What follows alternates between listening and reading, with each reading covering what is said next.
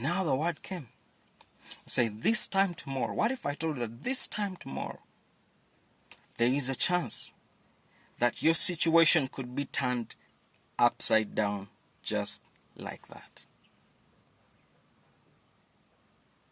Just like that. In one day, you're going to be moved from a situation of despair to a situation of abundance, from a situation of lack, from a situation of barely existing to a situation of more than living.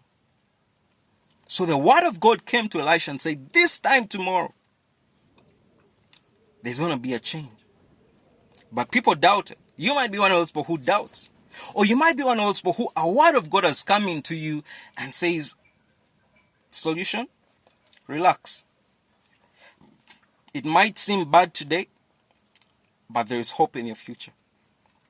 This time tomorrow, it's going to be different.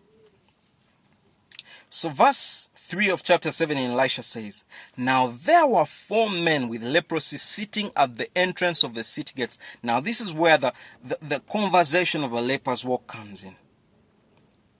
At the very time that the word came to Elisha, and Elisha spoke it, there were 4 lepers. I described to you earlier what leprosy does. It renders you incapacitated. It limits you, it cuts you off.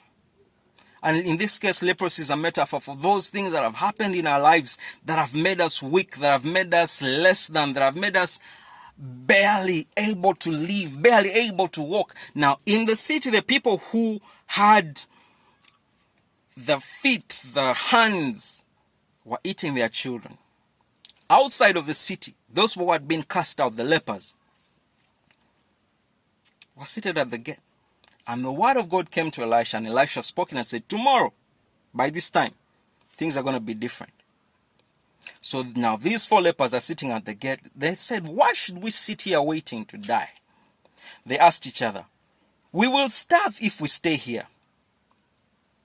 But with a famine in the city, we will starve if we go back there. So we might as well go and surrender to the Aramean army. The Aramean army is the one that had put a siege around them. If they let us leave, so much the better. If they kill us, we'll have died anyway. That reminds me of the common saying, if I die, I die. And that's why I want to begin this conversation today.